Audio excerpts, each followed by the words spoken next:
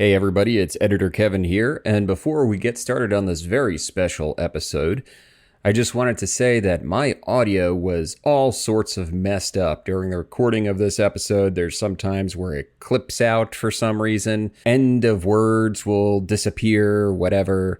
I did the best I can to clean it up, but otherwise it is what it is. Still, I hope you enjoy this discussion between me and Jesse Guarascia about Street Fighter, the movie. Talk for a while with Phil, surprise him with the intro, and try to catch him off guard. Right. You know what I'm not going to do today? What's that? Hey there, everybody. Welcome to PixelLit. You got me. It worked. My name is Kevin, and today we have a very special episode. Special, not at all filler episode with special guest hosts Jesse Guarascia. Hi. Because Phil is moving to a new house, so we need we needed to figure something out. Something. So we need some content. We need them. So with some content, we're gonna throw it in there and see what works. Today we are talking we're not talking about a book today. We're talking about a movie. We are talking about Street Fighter, the movie. Not the movie, the games, just Street Fighter, the movie. Yeah, not just Street Fighter, the movie. Yeah, that's right. They did make a game out of this. Right. Made a game out of it, and it's the most Mortal Kombat Street Fighter game there is. It uses the rotoscoped photos of the actors from the movie in the game. Oh, right. Yeah. Sure. Wait, so is Jean-Claude in the game then? I guess so. I looked real briefly at the screenshots of it, but it was like, oh, this is just kind of like Combat-E. Great. Tight fighting game based on a good movie. Woohoo. A tight fighting game based on a great movie. Great, fantastic movie. A fantastic movie. Just a little background. So the Street Fighter movie came out in 94. It was written and directed by Stephen E. D'Souza. And it's Edward R. Westman he was basically involved in a lot of stuff in 1980s that some of you are like, oh, okay, yeah, I know what that is. That's a good movie. And other things are like, okay, that's a movie. He was the executive producer on the Sam Raimi flop Wave, which is he directed, and it was written by the Coen brothers. He was the executive producer on the Masters of the Universe movie. So yeah, this is a interesting guy. Wow, yeah, pedigree. D'Souza was a screenwriter for a lot of like big 80s movies, wasn't he? Didn't he write like Die Hard 2? And he did some good stuff. He did Running Man. Yeah.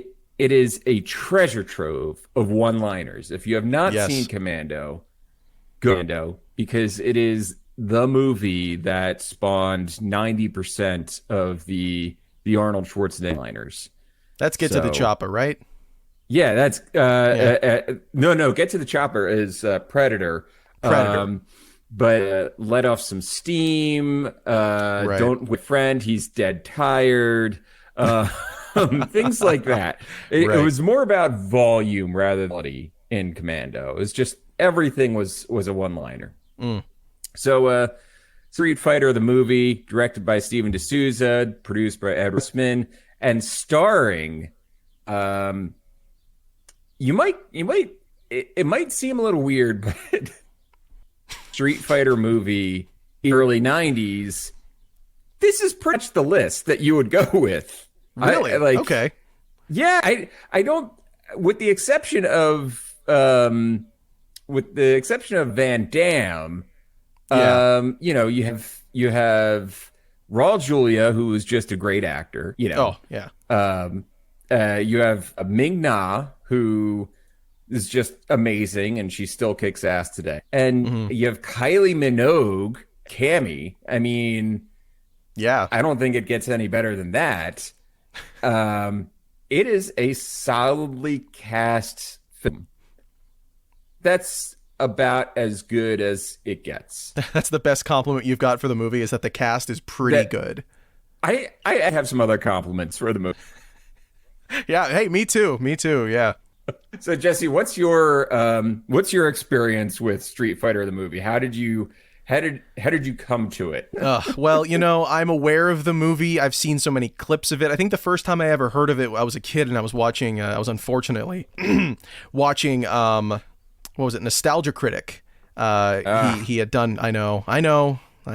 He did one of his videos on the Street Fighter the movie, and so I learned a lot of the clips, a lot of the Raul Julia performances, and all of his funny one-liners and all that sort of stuff. It got dug into my brain, but I hadn't actually seen the movie myself until about a month ago when No Clip, we were doing a podcast about the movie that we do, like for Patreon. We do movie reviews, and this was the one we were going to do last month, but there were some technical issues, so we weren't able to post it. So at least I get to share my opinions on such a fantastic film this month with you, and I got to watch it again.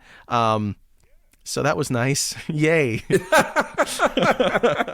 I'm glad you were willing to watch it again. Of course. Anything for you, Captain. So, thank you, Jesse. Let me run through the plot of the movie real quick. Basically, it's set at Shadaloo in a southeast Asian nation. You just flew past Shadaloo. You're like, that's normal. What else would it be called? That's normal. Shadaloo. It's a normal thing. Yeah, it's a normal thing, and they write everything in English, but instead of another language, it just has little swirlies. Yeah, I think they're going for because the movie is in Thailand, but they're calling it Shadaloo. Right. But so I think it's like the Thai language, like they're using the sort of styling of their language, right? Yeah, so you've got Coca-Cola in Thai lettering. Yeah, with the circles on the C's and shit. Like, oh, sure, we're in Shadaloo. We're definitely not in Thailand. Whatever you guys say. So the broad strokes of the movie, it's in Shadaloo, totally real country. Mm-hmm.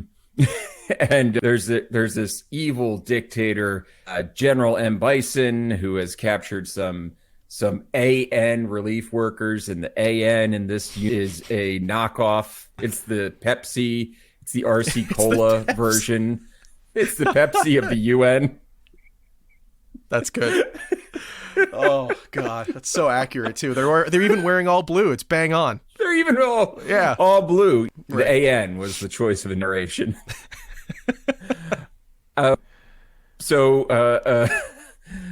Guile is played by his face Jean-Claude Van Damme, who is a colonel in the Allied nations, and he is there to take out Bison.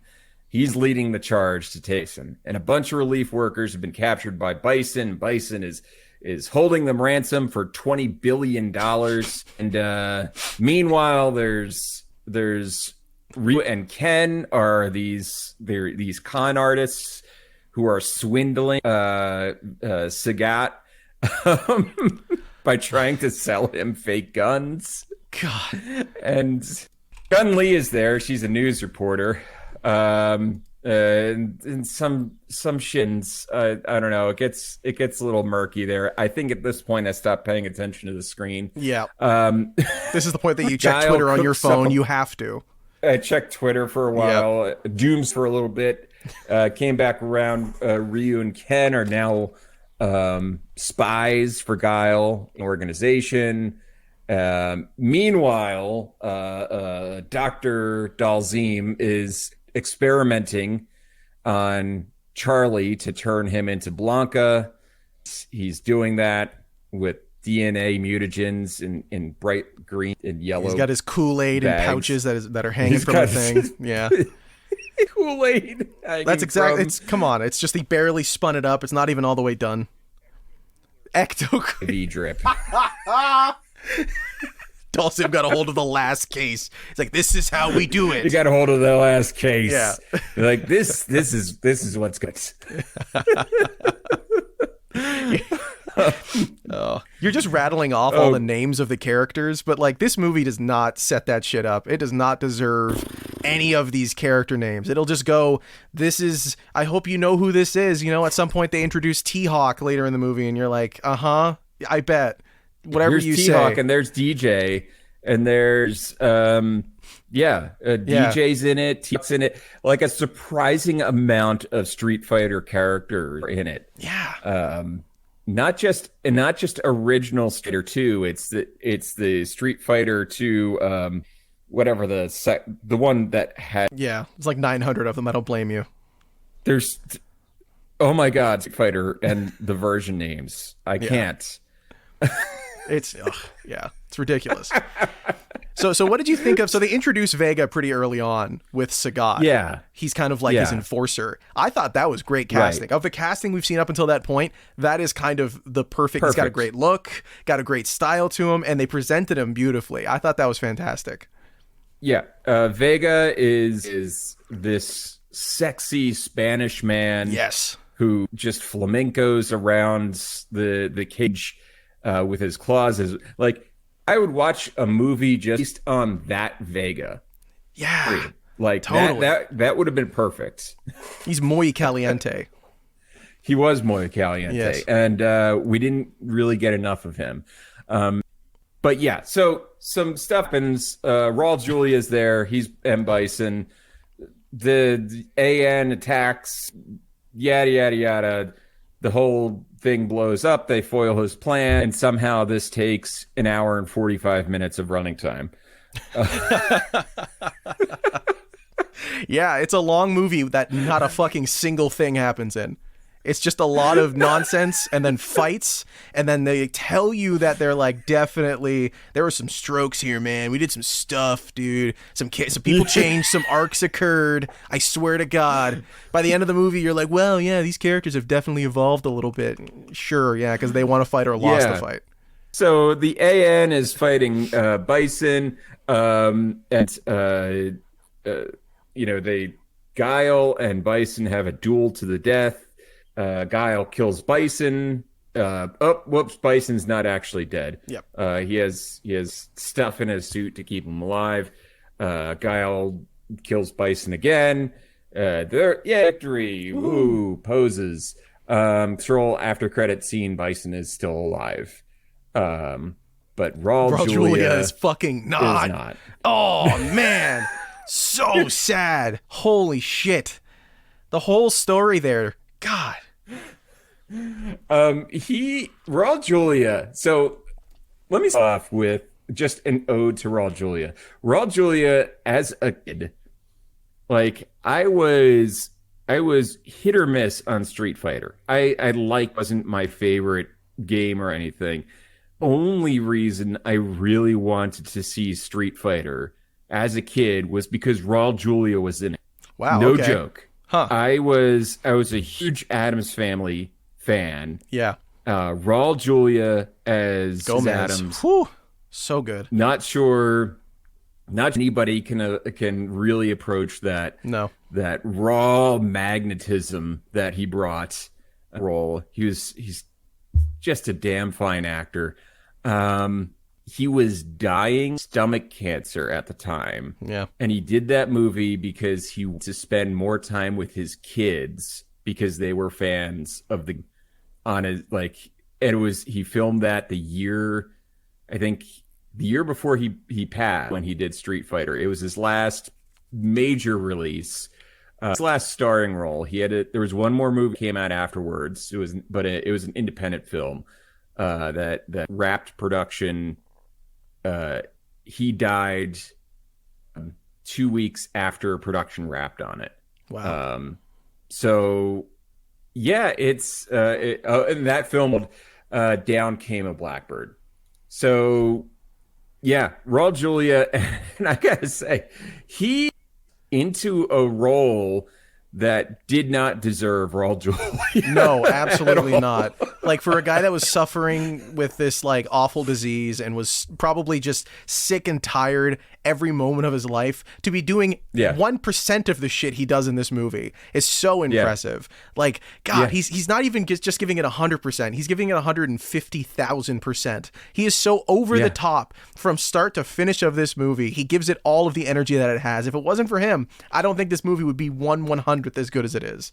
Shout out to Raul It would Julia. be unwatchable. Yeah. The movie would be unwatchable without Raul Julia as M. Bison. It would have been forgotten as just another bad video game movie adaptation. Yeah. Like, his delivery of "For Me It Was a Tuesday" is brilliant. That was the day that M. Bison came upon your village. For me, it was a Tuesday. It was a Tuesday. Or, of course, when he turns around, the classic. Everyone loves that clip. Oh, yeah. He was so good. And he is the all-star. He is the MVP of this movie. Yep. And if to give the flip of that right away, the least valuable player is gonna have to be Jean-Claude Van Damme himself. Oh my God, what a weird cat. You said this earlier, but what a bizarre casting. Like, yeah, he was the action hero in the 90s and he was doing all the movies, doing his fun splits and stuff. Who else are you gonna get? Classic ballerina man, right? But also, Guile is all American. Guile's whole shtick is being all American, and he's played by the Frenchest man. Yeah, what? Belgian, whatever. They sound French. It's all the same. Brussels, whatever. Yeah. The muscles from Brussels. Yes, that's what it was. But just like not American, even like 1%. So every time he'd be like, "I fight for America," it's like, okay, America. Yeah, and he's got the American flexing with the American flag. He does not. You know what it is? Jean-Claude Van Damme as Guile it's the same as what's his name? The dude who played the character in Highlander. It's kind of the same where you needed Chris Lambert. Okay. Christopher Lambert was born in the US. He was born in Long Island and then moved to Germany, France, to Italy, all that stuff throughout his childhood. So his accent is kind of strange and hard to place. That would be fine if he didn't have the charisma of wet cardboard. Yeah, you kind of need to back that up with the energy that Jean-Claude has. I don't care. The accent is one thing, but Jean-Claude Van Damme also has zero charisma in anything he says. It's like a person trying to be charismatic and failing spectacularly. That's Jean-Claude Van Damme in a nutshell. Yeah. So, valuable player in this movie. He was on a bunch of coke, right? And just drinking his ass off on this movie.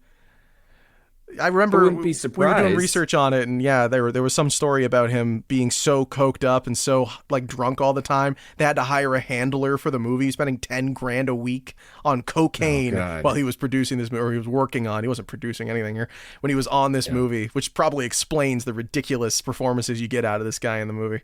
So up and down. Yeah. And nobody knows what to do when they're in a scene opposite of him. No. It's just sucks all the energy out of the room. He sucks the energy out of the room. Yeah. And it's weird that the other thing that I find a little weird, and I understand that they probably won't target this at American audiences. So they're like, we're going to make Guile the main character. So cast all right, first we're going to make a story about Guile to an American audience, yada, yada, yada. But then we're not even going to cast an guy as Guile. And if the problem was that there's no shortage, there's an American in the Street Fighter, make it about Ken. It's also American. Yep. I don't understand. I couldn't tell you. I mean, when you think Street Fighter, the first move that you think of is Hadouken. So who does that? Yeah. No one's like, oh, Sonic Boom. That's the one I go for with Street Fighter. Sonic Boom is that's the real one that or whatever other. That's the only movie I think of Yeah. for a guy like. Yeah, that was a little rough. The other characters are fine. Ming-Na, I mean, I'm a huge fan of hers. She's been, kicking ass forever. She's nearly and still dominating on Mandalorian and all that. But even as Chun-Li gets almost nothing interesting to do.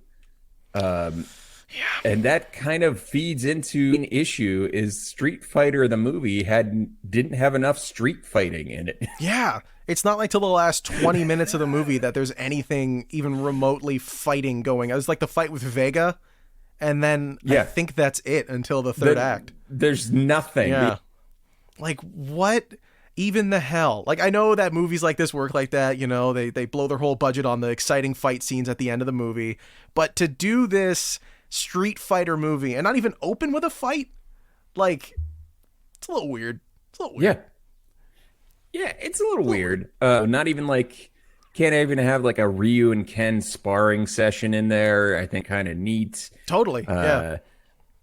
Them talking. I'm in my head, I'm rewriting some of the stuff that just could have been in this version of the movie. We're talking about their old master or something, and this theoretical thing that the crazy old kook had about a Hadouken, and we're like, we never knew how to do it, or something like that. Yeah, where's the you know flashback what I mean? training scene where they're like, yeah, you must master the Hadouken. Like, the two guys are learning how to do it or whatever. Yeah. Stuff could be part of their character arc and be like some bullshit like, oh, it's only going to when you find inner peace or something that you'll be able to master the Hadouken, and then gives them a character arc of, they have some turmoil because they're con men, and then they decide they're going to give up their ways of being men for pursuing a path of justice and peace. Yeah, some bullshit like that. Yeah. Basic character stuff that just isn't there.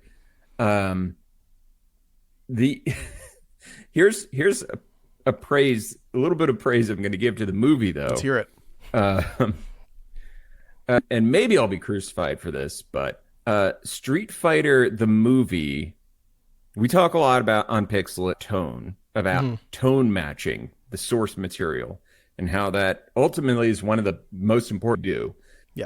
The thing Street Fighter has going for it is that it's the tone that a game like Street Fighter Yes. It's Street Fighter 1 and 2. It's actually not that far off. Yeah.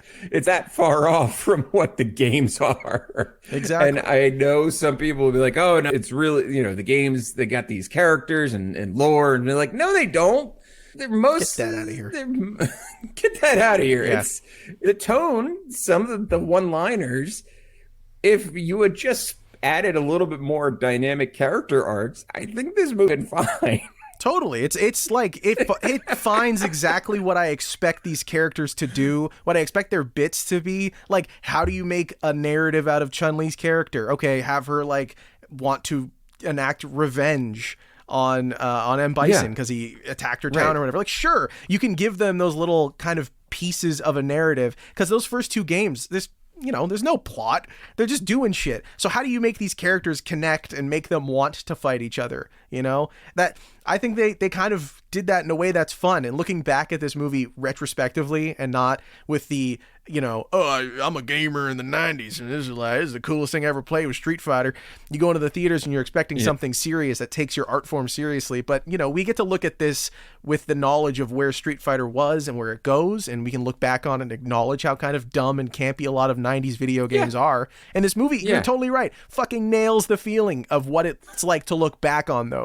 Campy shit like that always feels better when you look back on it in the future, I feel like. Yeah, exactly.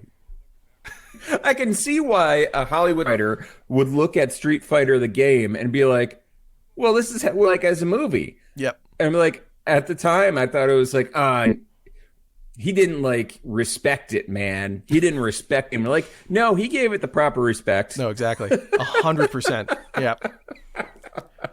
God, it's so good. It's so bad, but so good. It's so bad yet so good. Yes. So what are your what would you say your overall thoughts on the movie are? If paint me a broad picture of what, when you watch this movie, what does it make you feel deep down? It makes me feel hope for the future. No, I don't know. It makes me feel like angry and happy and sad and like a bunch of weird random emotions. But the thing that makes me feel the most is that like I feel like Street Fighter the movie is the kind of movie that if they made it today would have been one of the most beloved stupid things ever. Like it has this raw kind of energy to it where it just like is doing shit. It is not concerned with the flow of the plot. It is just concerned with showing you things blowing up. Jean-Claude Van Damme just saying shit to the camera for fun, you know, giving the big bicep. This is for you, M. Bison. Yeah. Like, I love it. It's so, it is just a dumb movie. There's an entire sequence where there's a CGI boat plane thing that M. Bison, or sorry, not M. Bison, Guile and Cammy and someone else are in, and they're like zooming to go get M. Bison in this like stealth jet that is definitely not doing a good job of stealthing, and you can see they spent a ton of money on this thing that doesn't fucking matter. But you know what? That's what this movie's about. It's just about shit. It's just about showing you things. It doesn't care if it makes any sense. It doesn't care if it like matters at all. It just is like, here's a cool thing, man. I hope the kids enjoyed it. I hope you had a good time. Yeah. Hope you know what? I respect that a little bit at the almost at the risk of like Armand White and just, like praising shitty movies. I respect. Oh fuck! It's good.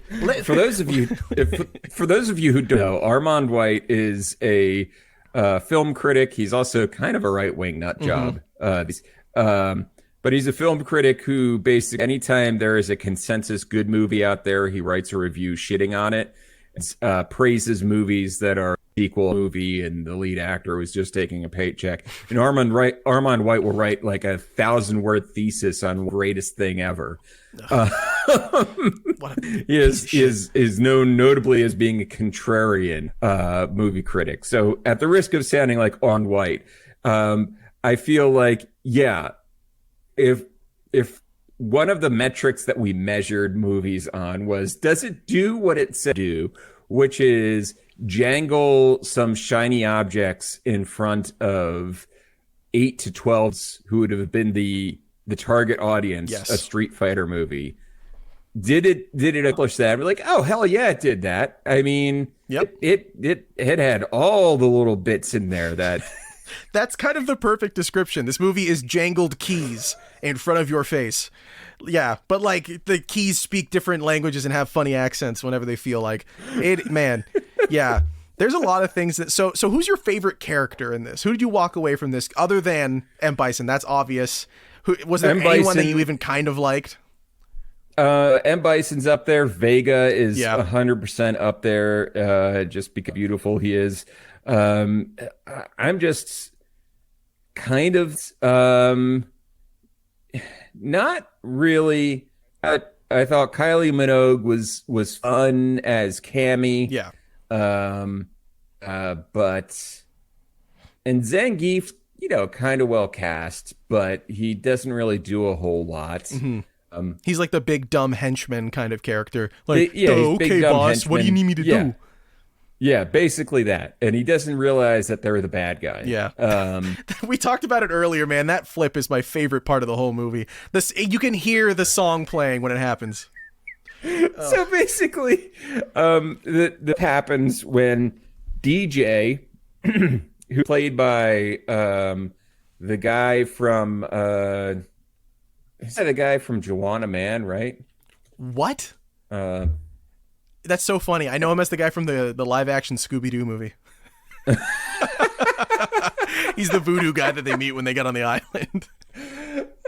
Nunez, right? Yes. I think that's him. Yeah, he plays DJ. So he's doing the Jamaican accent and all that fun stuff. DJ is escaping from the compound with treasure, a chest full of cash, trying to get away because he's blah blah. And DJ's like, don't you realize that we're the bad guys?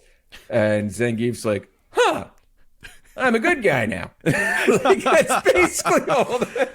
Like there's also that bit where I think DJ's talking about getting paid, and he's like, I'm gonna get all my money, and Zangief's like, you're getting paid? And like it slow zooms in on his face. Like you can hear the laugh track that definitely they had to remove from the final cut of the film. So stupid. I love how dumb he is in this movie. It's perfect. So dumb. Perfectly dumb. Did you know that this movie was originally rated R? For fucking what? I don't know. I was looking it up. So this is on Wikipedia, but it's sort of back to a Polygon article.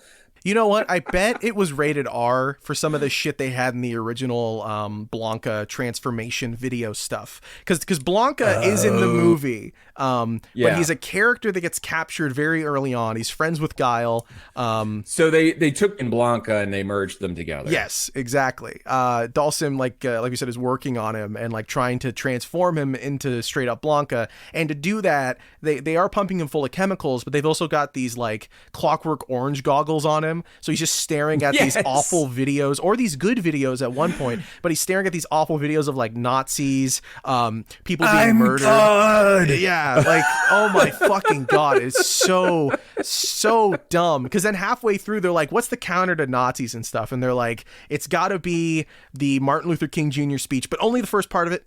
Only the I have a dream. I have a dream. That's it. That's it. They're like, nope. Only the part that white people quote. Dude. Oh my God. When we recorded the fucking, I don't want to keep bringing it up, but when we recorded the fucking pod, that's the same fucking thing I said. They only put the part that white people like in this fucking movie. They love playing the one speech Martin Luther King Jr. has that you could make sound kind of like, I really respect all the peoples, baby. They love using that one bit. The man had so many writings. Dude, oh my God. So such many a leftist, speeches. like, worker supporter kind of person. And they take this one chunk of one of his speeches and be like... Well, I always think whenever I hear that bit of the speech used in something, it's like they're going to take that clip and use it for the advertising for the movie. Like, I have a dream to own the Street Fighter movie on VHS and DVD. Like, bring it home with you. I have a dream to pre-order on VHS. I have a dream to find the local Blockbuster in my city. Oh. Yeah, it's good times. So man. that balanced out Hitler.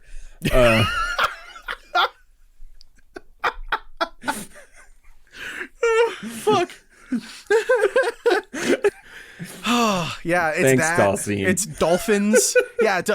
Also, Dhalsim too is like the weirdest setup. I know that visually it's kind of, how do you do that in a way that doesn't look extremely like, whoa, what the hell are we doing with this one Indian character in the movie? He's got the necklace with the chains and everything, and like, okay, do what you want to do with that. But the way that they do it in this movie is he doesn't really look anything like Dhalsim until the last 5 minutes of the film, when he is suddenly like chained up.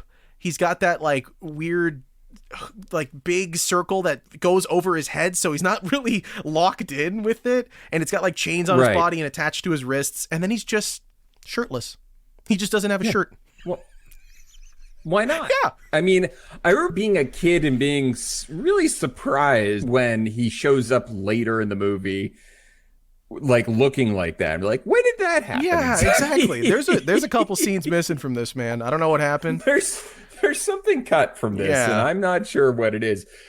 Okay, so the pivotal scene of this movie is the fight between M. Bison and Guile. That's kind of the last big thing that happens. Is it not the goofiest fight scene ever? Like...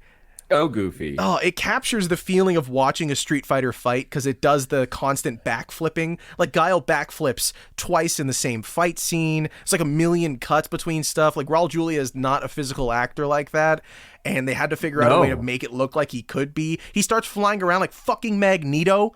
Like, it's the silliest thing in the world. Yes. And it is the shortcoming of Raul Julia. Raul Julia, who in the beginning was, in a few years prior, in the Addams Family days, probably could have pulled off being more physical. Mm-hmm. But as we said earlier, Raul Julia was currently dying of stomach cancer when they filmed this movie. Exactly. And he looked emaciated. He had no weight on him.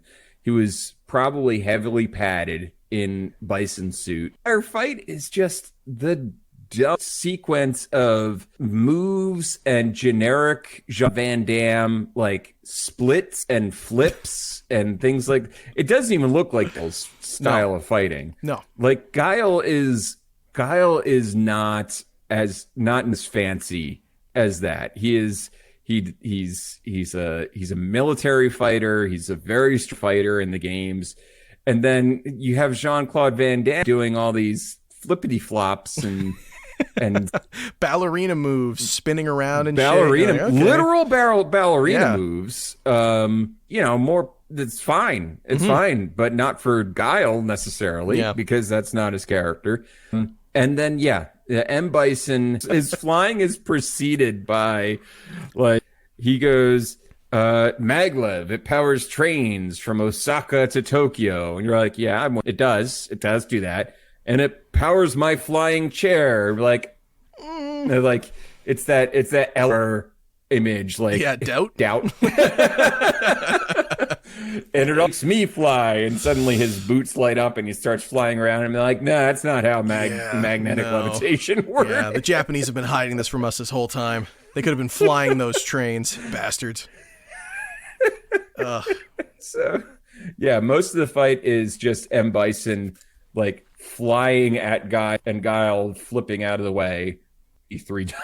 Yeah, it's the exact same cut. Like it has to be, right? There's no way they had the money to put them on wires more than once. Also, because it's a movie from the 90s and we're watching it in relatively high definition on far too high quality TVs for a movie like this, you can see the strings and everything kind of pulling them around. It looks even more like low tech. It's very funny and like you're like, what's the budget on this again? This meant to be played in your local movie theater with like a kind of shitty projector. Yeah. Exactly. The shit is, and then you bring it home and watch it on VHS as Martin Luther King tells you to. On VHS, and it was like you can't even think. Yeah, because Martin Luther King told you to. You got that. You got it on VHS because he had yours to own. Oh God, so this is legacy. Yeah. What a fight! What a scene! What a movie! What a fight! Yeah. I love it. It's wonderful, but also, I feel like I could do a cuss movie that's like an hour long, maybe 45 minutes long, and it would be the same movie. Yeah. It would be the same movie. I feel like I could shave a cleaner off of this movie. There's already enough shit missing. Like things, the scenes don't stitch together at all as is. So you might as well just cut off some of the fluff. Like there's that bit where they blow up the circus tent that like M. Bison is doing a big communion thing for. He's got all those people there and they're doing like a circus act in there. And it's, what is it? Chun-Li and E. Honda, who's my favorite character, by the way. I love E. Honda. And and Balrog, and they're doing their thing. They're fighting and getting ready, and they do their little dance for M. Bison. And then they leave and they record this video for Bison to watch, or it's like a live recording of them blowing up the tent with this truck that they've got. And the scene's over, and you're like, okay, that means they got away. They blew up all the munitions. M. Bison can't chase them down. There's no more vehicles. They've all perished in an explosion. And then M. Bison screams, "Get Chun-Li and her friends." And then it cuts to them at M. Bison's headquarters. And it's like, what? They didn't run away? Did they just stand there waiting? They just waited for them. Sure. To catch them. Sure, why not? Maybe that was part of the plan. You know, that classic get caught intention. Works every time. Yeah. I mean, if it was good enough for Snake in the Worlds of Power Metal Gear book. Don't remind me of that. Then I just had my last session with my therapist talking about that book, and you brought it back to me. God, Thank you so sorry. much. I'll foot your next therapy. I appreciate that. You've reminded me of the furry Justin Halley or Haley, what the fuck his name was. Furry. The first thing in this movie, by the way, is Balrog's hair. Oh yeah. What was up with that? I don't know. My man he got his shit fucked went up. into the barber shit. He went in and said, "Fuck my shit up, fam." Keep my shit straight, bitch ass. The hairline, it did not work. For those of you watching on YouTube, you can see that my hairline has receded precipitously. That's why I keep my hair pretty tight. And Balrog somehow has like a widow's peak that is even further back than mine. And like, I understand maybe they were trying to like the headshot of Balrog in the Street Fighter 2 game. But like, just give him like a regular haircut. It's fine. I hope that was a bald cap. Otherwise, this guy got fucking disrespected. It was. Okay, it good. was. You could actually tell. I wasn't looking closely enough. Cap. That's so good. Perfect. I know as an actor, you couldn't pay me enough to do that shit to my hair. No shot in hell. Ugh. God. Poor guy. Yeah, the styles in this movie were interesting, man. There's a lot of like weird stuff they did to people's hair and their outfits and everything. I think one of the characters that I really enjoyed was Ken, but was more Ryu. Like the two there, those are probably the characters that I ended up enjoying the most in terms of like their style and what they had going on and their backstory and everything. Sure. Sure. And the guy who plays as good as any other. Yeah, I mean, all of them are awful, but like those two I could see you could make a movie out of what's going on with them, They're globe-trotting con men, and that's how you do Street Fighter. Like they're going around and meeting all these different characters in different places trying to rip them off. I could see that, that could work. Maybe they work for Sagata, they work for Guile or something, whatever. But the guy who plays Ryu is Byron Mon, and he's in a bunch of like action movies. He was on Arrow for a while. He's like I'm not even gonna bother. I'm not gonna pretend like anyone gives a shit about Arrow. He was in The Big Short, though. He was also in Altered Carbon. Yes, as he is the original. He is the original Takeshi Kovacs. Mm-hmm. That I knew he looked familiar. Yeah.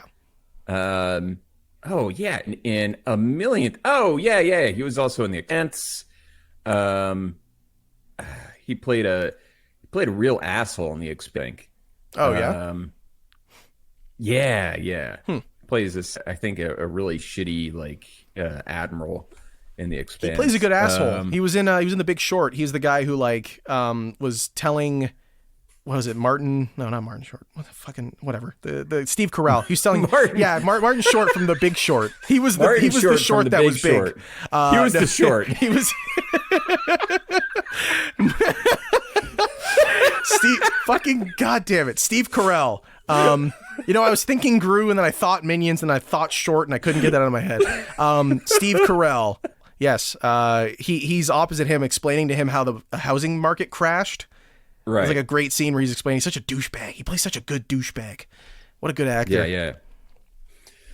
Oh, yeah. He's good. It was one of his first movies. Yeah. It was he had done some other things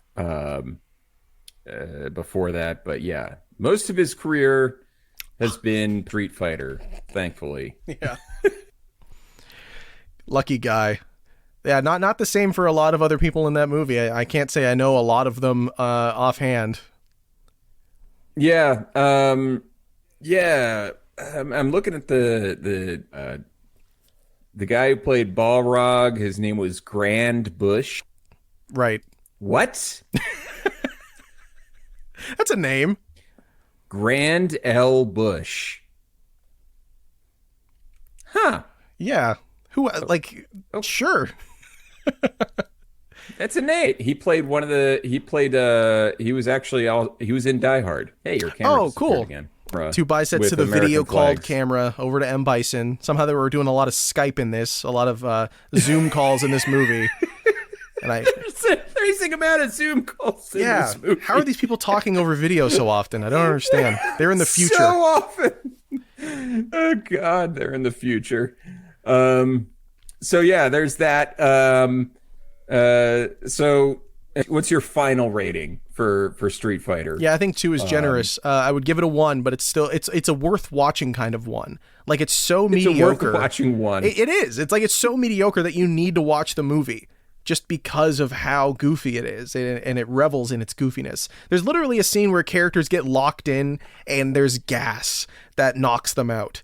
And they're like, "Oh, hold your breath," and they cover their mouths. Like it's one of those movies, you know? It's classic. It's classic. It's goofy. Classic. Somebody, the screenwriter, D'Souza mentioned something about he wanted it to be like James Bond meets something. I forget.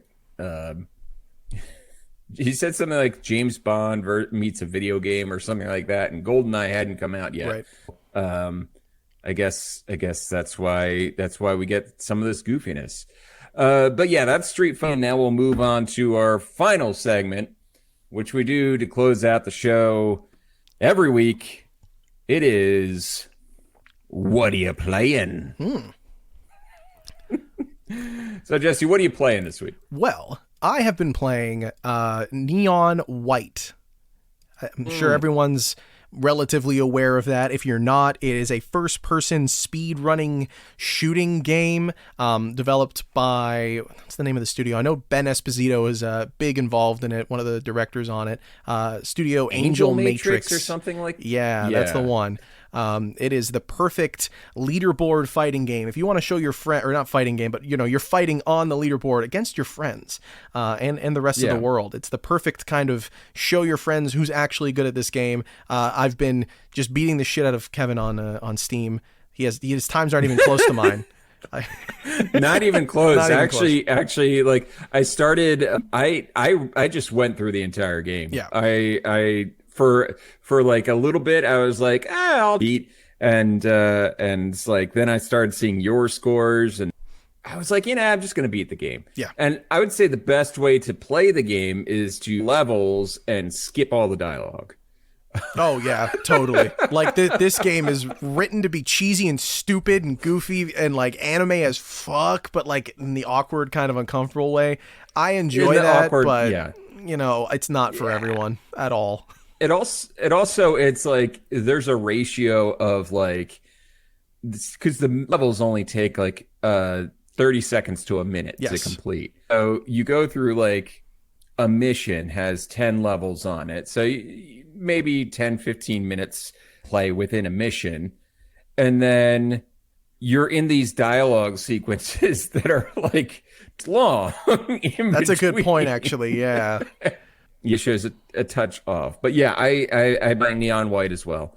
It's a good game. And I like to call it, it's like it's an asynchronous racing game.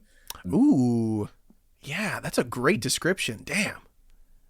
Because you're not, you are racing against your friends, but you're never racing against them live. It's not like that kind of, it's not like Mario Kart, but it's still kind of a racing game. And the reason why it made me think of that is because you do get to see your ghost, like the time ghost, as your time appears as a ghost running through the level. To try to beat. So yeah, I don't know if that term will catch on, but asynchronous racing game is kind of. No, I like that. That's hot. That's good. Yeah, someone's gonna use that in an article now. You better fucking coin it. Yeah, copyright that shit. Tell that to Danny. Yeah, give that to Danny. Okay. Like pass that along to Danny. Yeah, we'll start workshopping that one. See if we can get it in. Yeah, man, so good, so good. Neon White, get on it. So what I've been playing this week, because I beat Neon White last week, I have been playing The Quarry this week. Ooh, how is that? Because I love supermassives. I sort of hits me right in my bullshit. They like for something about a more mechanically interesting game will lose me really fast, and then I'll just sit there and those QTEs, Right. The high five QuickTime event. Yeah, I'll play that for sure. Yeah. Quarry. I beat it, and then I just started a second playthrough to try to actually people to live to the end. Right. It's 'Cause got I had a that lot of like everyone casualties. dying, eh? Yeah. Yeah, I had like 60%. I think I had 60% living by the end. There's quite a few casualties. Damn. You can keep everybody alive as per usual with Supermassive's game. So that's my next goal, is to try to keep every single person alive. But yep, I think the Quarry, and mixed in there the occasional Vampire Survivors, as always. How do you stop playing Because I- Vampire Survivors, man? That shit is addictive. You cannot stop playing Vampire Yeah. Survivors. I have. God damn. Holy shit. That is a lot of hours. I mean, yeah, runs are like 15 minutes, but when did you get it? How long have you been playing it for? I've been since version 0.5 release. So So for a little while had, then. For a little while now. Yeah, I have 107 out of the 120 achievements. Oh my god. The thing achievements is that they go up with every release that because it's still an early Right. So it's like a never-ending treadmill at the moment. So yeah, vampires, it's always sprinkled in there. Whenever I don't want to put that much effort into like actually controlling a game, and I feel like I can control a game with just the 4 up, down, left, right buttons on my keyboard. Yeah, exactly. Yeah. Well, nice. So the Quarry is is that worth checking out, would you say? I would say it's worth Yeah? checking out. Okay. Yeah, it's because I know some of the Dark Pictures anthology games, which Supermassive have been putting out, have been hit or miss. I really loved House of Ashes. The first 2 people were mixed on. And Everybody Till Dawn was a bona fide hit. The Quarry is definitely a lot more like Until Dawn of scope, and the amount of name actors. Yeah, real all-star not cast on as- this one though, right? Like Ted Raimi. Yeah, and, yeah. You know, all that. Ted Raimi is in it, Sam Raimi's brother, and I realized that this is probably the most screen time Ted Raimi has ever had in anything. It's not just like a side cameo in a Spider-Man movie or something. Popping into like a single scene in the Spider Yeah. Or playing a fake Shemp in the Evil Dead right. movies. So yeah, this is plenty of, if you like Ted Raimi, there's plenty of Ted Raimi in this, but you have a few other. This song is in it. Halston Sage, who, if you watch the Orville, she was on the first couple seasons as the security officer. What's her name? Ariel Winter from Modern Family is one of the main characters as well. Lance Henriksen is in it. Ethan Suplee is in it. A lot of people. Then you see that I've seen them before. Yeah. I've seen them in thing before. And what's his name? Arquette, David Arquette. The David Arquette is in it, and also the kid who is the son on Righteous Gemstones. You ever seen the Righteous Gemstones? No, I haven't. I've heard of it though. First of all, I know. highly recommend. I need to see the it. Righteous Gemstones. It is the best thing that Danny McBride has ever done. Wow, that's saying a lot. Holy shit. Yeah. He's the center. What is his name? Skylar Gisondo. Okay. Yeah, he's great. So yeah, I recommend The Quarry. Get out. And if you're looking for that type of game and it's not by David Cage, that piece of shit, then I recommend supporting Civ. Yeah. The only other studio really making that kind of thing. Yeah, fuck David Cage, man. What the hell? David Cage. For multiple reasons, fuck David Cage. For many reasons. All right. Well, that'll do it.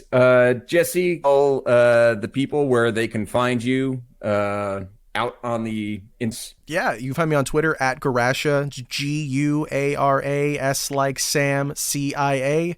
You can hear me over on the No Clip podcast for No Clip Video. Also, am I on anything else? I don't think so. I think that's it. That's all you're going to find me on for now. Yeah. For now. Yeah, and if you want to give us a follow on Twitter, follow us at PixelLit Pod on both Twitter and Instagram. We have a Discord that you can find on our website, pixelitpod.com. You can find the link to join there, or on our Twitter as well. That'll do it for tonight's episode. Thank you so much, Jesse, for being on, for filling in for Phil as he moves his house from one state to another. Really appreciate it. Yeah, happy to be here. Happy to help out. Sorry about the camera issues. What's going on with this? No problem. All right, thanks, and have a good night, everyone.